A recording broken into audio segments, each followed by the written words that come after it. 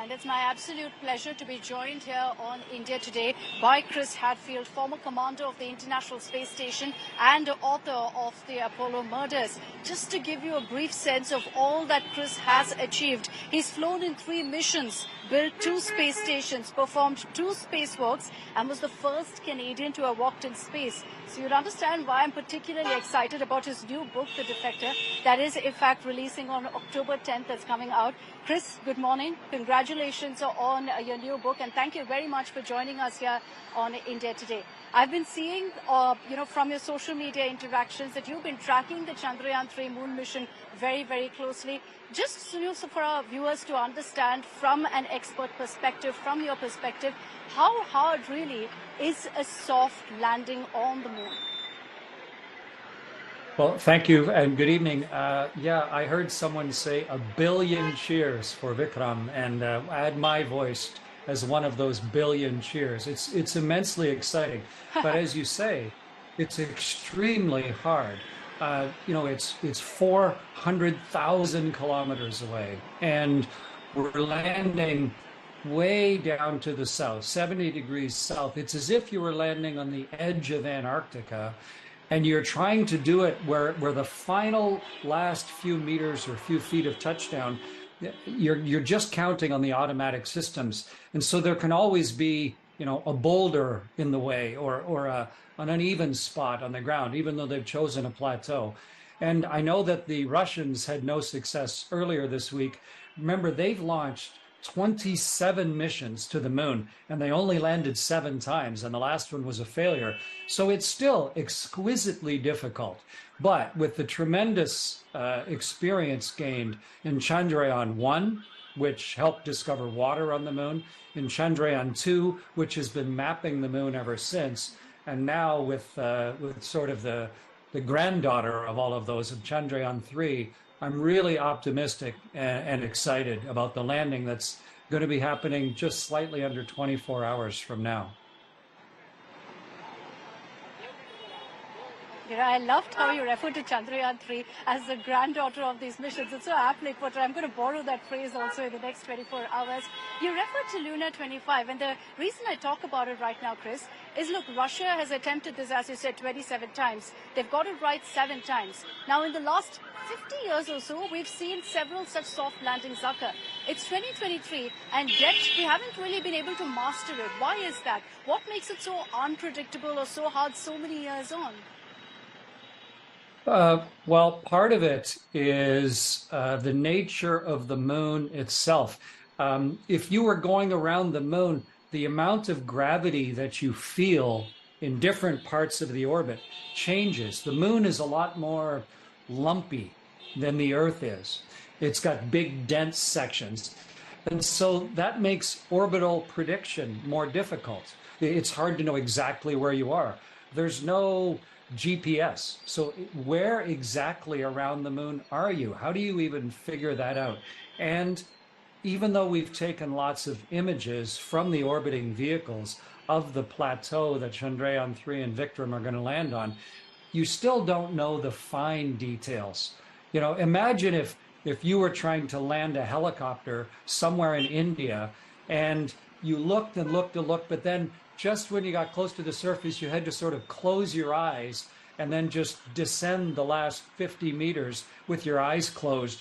It's sort of that level of difficulty. And that's why the engineers at ISRO have been working so hard since Chandrayaan-2 to improve all of the systems, to make the landing gear wider and more robust, to try and give extra layers of backup.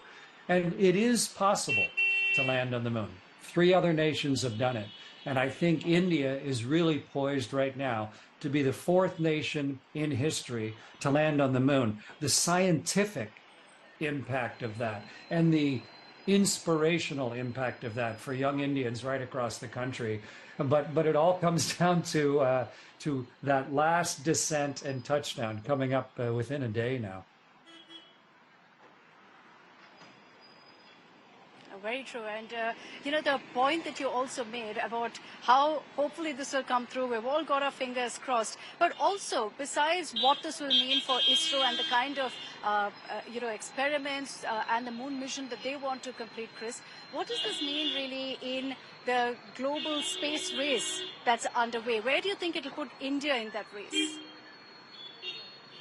I work with several Indian companies. I help run an international technological incubator called the Creative Destruction Lab.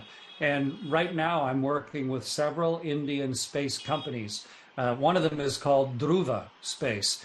And I think this type of mission of showing kind of the ultimate capability of what Indian science and technology and combined capability can do, it's extremely inspiring, not just to young Indians across the country, but to young business owners and young inventors, people who are looking to do something that used to be impossible. You need to have an inspirational vision of what might be possible to then drive yourself to make the most of your own capability.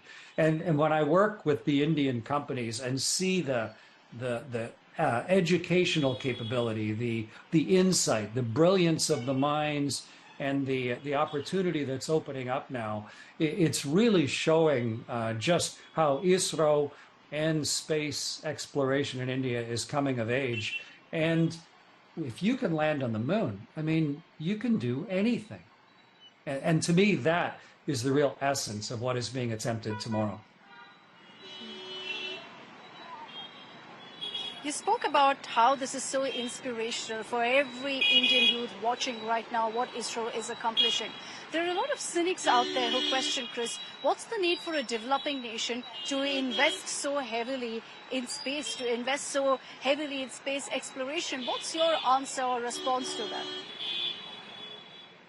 Well, I think it's a really important question to ask because everything has to be done in balance.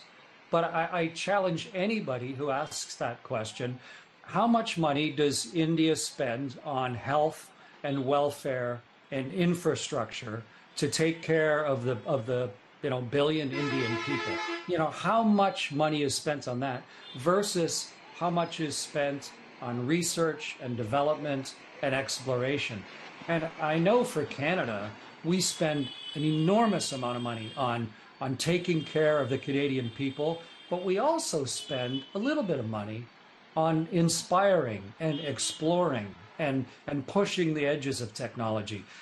And I think it's important to do both. You don't want to get way out of balance, but I think it's important to truly get the exact numbers of how much is spent on taking care of the people, but also how much is spent on pushing the very edges of what we know and understand. And when I was a little boy, it was because of the moon landings that I decided what I was going to do with my life. It's why I got multiple university degrees. It's why I challenged myself to become an astronaut and to eventually command a spaceship. And I'm Canadian. I'm not from a country that used to have a space program. And so, yes, you need to take care of the people, but you also need to give your young people something that is so inspirational that they make different decisions with their lives to make the absolute most of themselves. And that balance is important, but I think what we're doing right now is a really key part of India's future. That's a very, very interesting perspective. Chris, and I'm going to say when rather, not if, Chandrayaan-3 is a success, when that soft landing is completed, does it essentially set the stage then for a manned mission? As someone, who's gone repeatedly to outer space, does a soft landing then mean that, we're ready for that next step of a manned mission? When the very first human being stepped onto the moon, when Neil Armstrong stepped on the moon, he described it as one small step, obviously, but a giant leap for all of humanity itself. But you have to make those small steps. You have to incrementally improve the technology and all of the people that build those machines. You have to allow yourself to make mistakes on the way to eventual success. And with Chandrayaan-1, and then Chandrayaan-2. We've made those small steps collectively as a group of people, and pushed the technology a little bit too far, leading now, hopefully, to success for Chandrayaan-3. But there's a lot of numbers left after 3, 4 and 5 and 6, and it's only limited by the imagination and the collective will of the Indian people where this will take them. There are Indians right now selected as astronauts who are training to fly into space. You can't encapsulate science and technology and inspiration more clearly than in trying to develop the capability for Indian citizens to be able to look up and see a fellow country person flying across the night sky. And that's coming fairly soon. And with what we learned from Chandrayaan-3, it will lead to eventually not just an Indian citizen flying in space, but traveling all the way to the moon and walking on the surface. There's a Canadian going to orbit the moon late next year. That seems impossible to me. And yet, because of the small steps, that's happening for my country. And because of these steps of missions like Chandrayaan-3, it's happening for India. Steps that you've taken has ensured this moment for your country largely. So I'm hoping that there'll be many Chris Hadfields for India also very soon. Chris, I will tell you this, that, with all of this talk of Chandrayaan, of what ISRO has accomplished, it's piqued a lot of interest among Indians about space. And you've been there so many times, a former commander of the International Space Station. This is a tough ask. But can you tell me one experience that truly stands out for you? When you think about your journey in space, when you think about your experience in space, what's that one moment that always comes to mind? Akshita, I was so lucky to spend about half a year in space. I went over India thousands and thousands of times, but I think my best moment when I was outside on my first spacewalk. We were south of Australia, sort of north of, in between Australia and Antarctica. And while I was outside on a spacewalk in the darkness, we went through the world's aurora, through the southern lights of the world. And I could see the reds and the greens, and they were pouring past our ship and flowing around me, the incredible, beautiful majesty of our planet. And it's very scientific. It's the Earth's magnetic field and the energy from the sun, but it glows in this beautiful ribbon of color. And this little kid got to go outside and experience that personally. This little dreamer from Canada, I got to surf on the world's aurora. And of all the things I've done in my life, of all the myriad experiences, to be able to personally experience that as part of our first steps away from the world, it was profoundly moving and beautiful to see our world that way and to recognize where we are headed collectively. It's a memory that is seared into my brain, and one that I hope more and more people get to experience as our technology gets better and better. You've described that so beautifully. I half wish that instead of a journalist, I chose to be an astronaut after this conversation. But thank you very much, Chris, for taking the time out and joining us here in India today. This was a beautiful conversation and so inspiring for all of us here.